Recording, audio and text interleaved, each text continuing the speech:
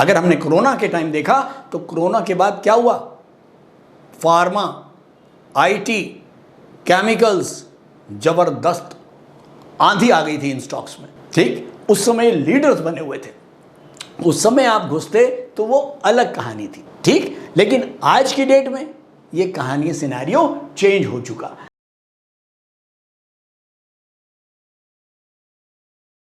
Video content has been made available for information and educational purpose only. Unidirectional trade strategy is a copyright content of IFMC.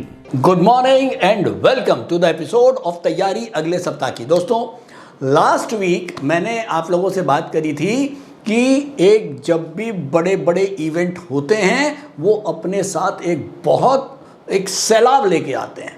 उस सैलाब में कई लोग बह भी जाते हैं और कई लोग उसी में अपॉर्चुनिटीज़ ढूंढ लेते हैं, और वो अपॉर्चुनिटीज़ इतनी बढ़िया होती हैं कि फिर वो आगे आपको एक बढ़िया रिवॉर्ड देती हैं। तो अब जितने भी बड़े इवेंट्स होते हैं, चाहे वो पीछे कोरोना हुआ या उसके बाद अभी यूएस ईरान वॉर हुआ, तो ये जब कोई इस तरह के इवेंट्स होते हैं ये पूरा का पूरा मार्केट स्ट्रक्चर को बदल देते हैं। कई सेक्टर्स ऐसे होते हैं जो इवेंट से पहले फ्लरिश कर रहे होते हैं और इवेंट के बाद वो नीचे आ जाते हैं और दूसरे सेक्टर्स चालू हो जाते हैं। तो ऐसे में अगर हम इन्वेस्टर या ट्रेडर हैं, क्योंकि मार्केट बहुत डायनेमिक है, बहुत तेज़ी से बदलता है, तो ऐसे ही हमको भी बदलना है।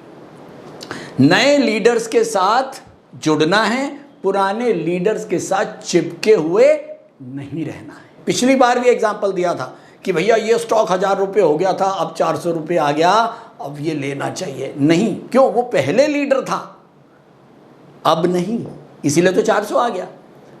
अब जो पहले 400 रुपये था और अब 500 रुपये हो गया, 2000 पॉइंट गिरने के बाद भी 100 रुपये बढ़ गया, मैं क्यों लूँ यार?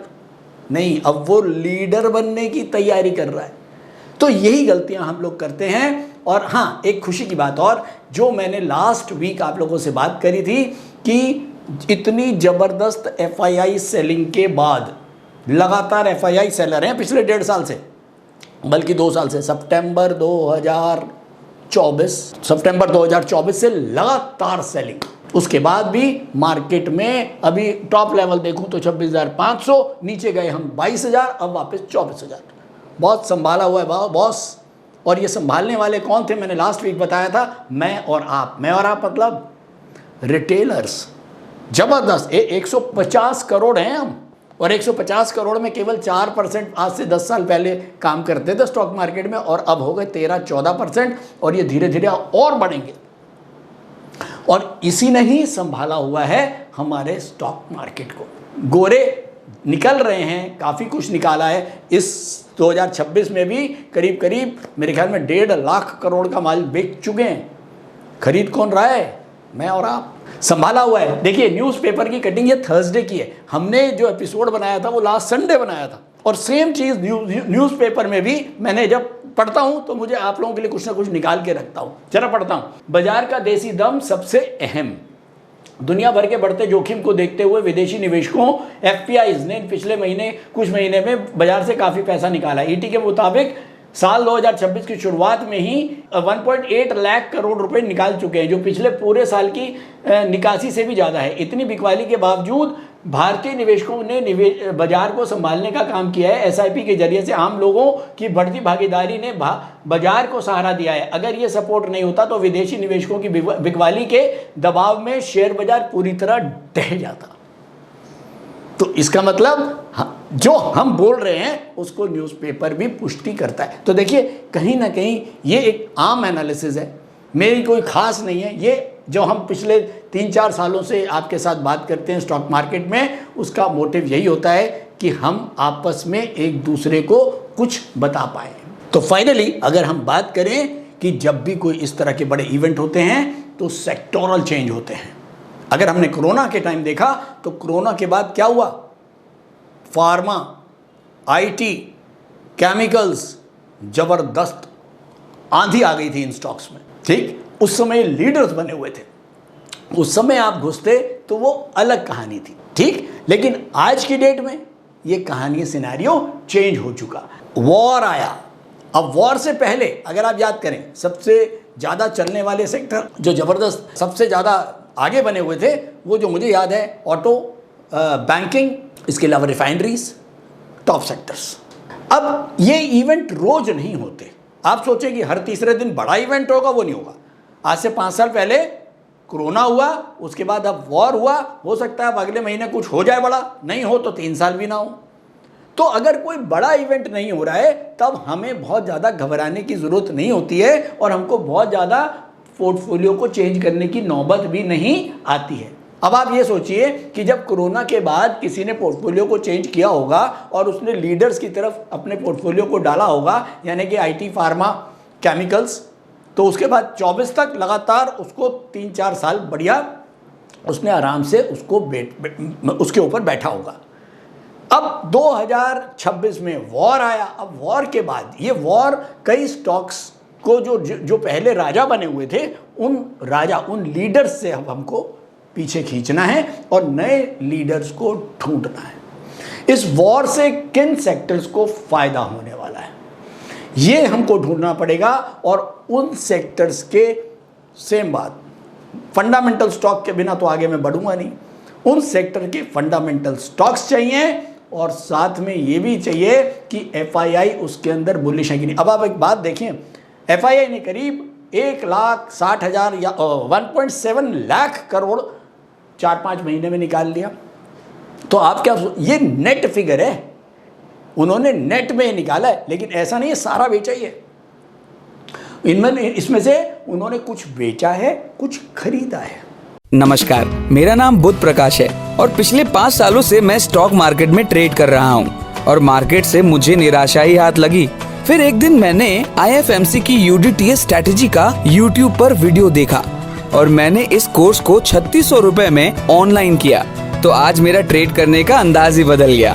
थैंक यू IFMC, मुझे ट्रेड करना सिखाया और मेरा कॉन्फिडेंस रीगेन करवाया। Call 9870-510-511 or visit www.ifmcinstitute.com। तो अब हमको ये आइडेंटिफाई करना है कि वो जो फ्यूचर सेक्टर्स हमने छांटे हैं उसके अंदर कितने स्टॉक्स हैं और उन स्टॉक्स में किसके फंडामेंटल अच्छे हैं और साथ में एफआईआई उन स्टॉक्स को खरीद रहे हैं कि नहीं, और चौथा पॉइंट, उनका मोमेंटम अपवर्ड है कि नहीं।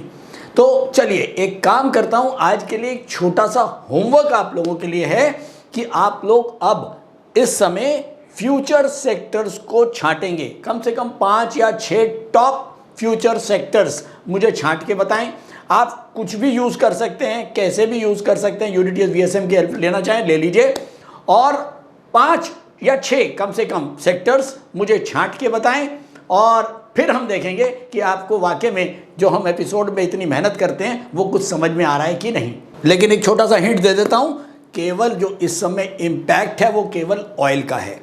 वॉर चलती रहे या रुक जाए, ऑयल का इम्पैक्ट तो बना रहेगा। तो ऐसे सेक्टर्स जो ऑयल से बहुत ज़्यादा प्रभावित होते हैं या जिनके ऊपर थोड़ा भी प्रभाव पड़ रहा है, जो बहुत ज़्यादा प्रभावित हैं या थोड़ा कम प्रभावित हैं, उन सेक्टर से थोड़ी सी दूरी बना के चलनी है। तो अच्छे क्या होंगे ज़रा ढूंढिए और बताइए कमेंट बॉक्स में, ठीक है। देखते हैं कि कितनी लर्निंग आप लोगों की हो रही है। तो चलिए एक हिंट और, क्योंकि बहुत सारे आता है सर ये हिंट कम है, एक हिंट और देते, चलो एक टेक्निकल हिंट देता हूँ।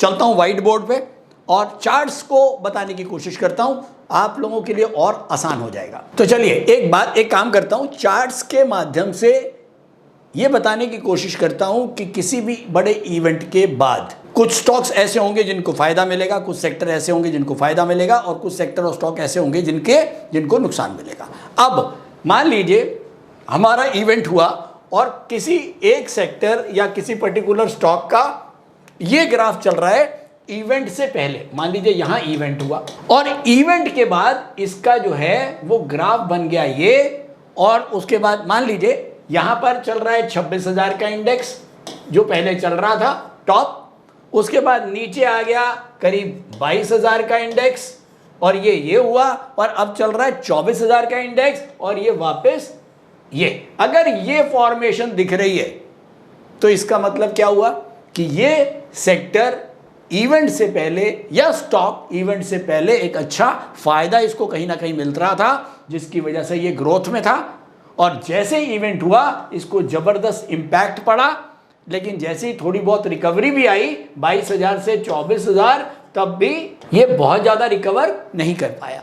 तो ऐसे स्टॉक या सेक्टर का अगर इस तरह का फॉर्मेशन हमको मिल रहा है तो हम मान के चल रहे हैं कि इस इवेंट का इसके ऊपर नेगेटिव इफेक्ट आ रहा है। अब इसी का उल्टा लेके चलते हैं कि अगर मान लीजिए कोई स्टॉक का ग्राफ ये है और उसके बाद ये इवेंट आया और उसके बाद ये टूटा और उसके बाद जरा सा यहाँ 22,000 तक आया और उसके बाद 24,000 पे ये फिर से यहाँ पहुँच गया अभी जो चल रहा है, तो इसका मतलब क्या हुआ? बहुत क्लियर इंडिकेशन है ये भी एक बढ़ता हुआ स्टॉक था, ये भी एक बढ़ता हुआ स्टॉक था, लेकिन इसका ग्राफ देखिए और इसका ग्राफ देखिए, ये भी टूटा क्योंकि मार्केट में पैनिक सेलिंग आई, लेकिन ये रिकवर कर गया। तो इसका मतलब ये एक पॉजिटिव इंपैक्ट मिल रहा है इसको वॉर से या इवेंट से, और इसको नेगेटिव इंपैक्ट मिल रहा है। और चार्ट देखते हैं, मान लीजिए एक चार्ट है, ये नीचे की तरफ है और यहाँ पर इवेंट आया, ये पहले से मतलब इवेंट से पहले ये स्टॉक गिर रहा था और इवेंट के बाद इसने ये यू टर्न लेना शुरू कर दिया। क्या मतलब हुआ? इसका मतलब इवेंट से पहले इस सेक्टर की या स्टॉक की पिटाई चल रही थी, लेकिन ये इवेंट के बाद इसको कुछ फायदा नजर आता है और इसने इवेंट के बाद एक यू टर्न लिया है। तो ये एक पॉजिटिव इंपैक्ट है। ये बेसिकली एक टेक्निकल तरीका बता रहा हूं। अगर आप बोलें ये 100% श्योर होगा, नहीं है, बाजार के अंदर 100% कुछ नहीं है, ऑल गेम ऑफ प्रोबेबिलिटी। तो जितना आप समझेंगे, जितना आप चार्ट से बात करेंगे, चार्ट्स आपको बहुत कुछ बताने की कोशिश करेंगे। और ये देखिए कि कई स्टॉक ऐसे होंगे कि पता लगा बहुत नीचे और उसके बाद ये ऊपर जाके ये फिर नीचे, मींस यहाँ पर ये डाउन चल रहे थे, उसके बाद यहाँ इवेंट आया, इवेंट के बाद ये थोड़ा सा रिकवरी हुआ, कहीं ना कहीं मार्केट में 22,000 से 24,000 हुआ और उसके बाद फिर से नीचे। इसका मतलब ये भी नेगेटिव इंपैक्ट। ये छोटी छोटी चीज़ें हैं जिनको हम टेक्निकली भी देख सकते हैं। तो मेरे ख्याल में काफ़ी कुछ स्पष्ट हो गया होगा। बाकी तो देखिए प्रैक्टिस और एक्सपीरियंस तो लेना पड़ेगा। और हाँ, एक होमवर्क दे के जा रहा हूँ, आज आप अपने आप सेक्टर्स चूज करेंगे, वो सेक्टर जिनके ऊपर नेगेटिव, कम से कम 4 सेक्टर नेगेटिव इंपैक्ट वाले और 4 सेक्टर पॉजिटिव इंपैक्ट वाले। उसके अंदर स्टॉक्स नहीं बोलूंगा, नहीं तो सब गड़बड़ हो जाएगा, सब आपस में चालू हो जाएंगे। स्टॉक नहीं, केवल sector, positive sector, negative sector comment box में लिखिए। Thank you so much. उम्मीद करता हूँ एपिसोड पसंद आ रहा है। जो हमारी मेहनत है वो आपके दिल तक जा रही है। और साथ में इतना ही, जो लोग स्टॉक मार्केट सीखना चाहते हैं, दूर हैं, IFMC के क्लासरूम कोर्सेज तक नहीं आ सकते हैं, दिल्ली नहीं आ सकते हैं, ऑनलाइन कोर्सेज बहुत सिंपल तरीके से वीडियोस, प्री रिकॉर्डेड वीडियोस हैं। अगर आप मेरे से कोर्स पूछेंगे तो मैं बार बार 2 ही कोर्स बोलता हूँ, इन्वेस्टो ट्रेड मंत्रा ऑनलाइन कर लीजिए, या अगर थोड़ा डिटेल में सीखना है तो stock market course for professionals. दोनों ही कोर्सेज के ऊपर बढ़िया ऑफर भी चल रहा है, डिस्काउंट चल रहे हैं, ले सकते हैं। अगर आप क्लासरूम में आ रहे हैं तो मोस्ट वेलकम, यहाँ बैठ के बात करेंगे, बैठ के समझेंगे आप लोगों के साथ। लाजपत नगर, वैशाली, दोनों जगह पर मैं होता हूँ। आप लोग आइए, यहाँ पर डिस्कशन क्लासरूम में करेंगे। ये होमवर्क में आप UDTS VSM या UDTS रोबोट्रेड की हेल्प ले सकते हैं, कोई दिक्कत नहीं है। और उम्मीद करता हूँ कि हमारा जो मेहनत है, हमारा जो प्रयास है, वो आपके दिल तक पहुंच रहा है, आप उसको लाइक कर रहे हैं। और अगर आप पसंद कर रहे हैं तो कमेंट बॉक्स में लिखिए, झिझकिए मत। और हाँ, ये वीडियोस जो हमारी आ रही हैं, अपने फ्रेंड्स, अपने रिलेटिव्स, जो लोग भी स्टॉक मार्केट को सीखना चाहते हैं, उनको शेयर जरूर करिए। एक मैंने अभी आप लोगों को लास्ट वीक भी बोला था कि हम बिगनर का एक अलग सीरीज़ भी स्टार्ट करने वाले हैं, और उम्मीद है कि वो बिगनर सीरीज़ भी आपको बहुत पसंद आएगी। लेकिन मेरा जो प्रयास रहता है कि मैं हर चीज़ को आपको यहाँ पर बहुत आसान तरीके से बताने की कोशिश करूँ, तो वो प्रयास मेरा चालू रहेगा। Thank you so much. Like करते रहिए, सब्सक्राइब करते रहिए और शेयर करते रहिए वीडियो। Thank you.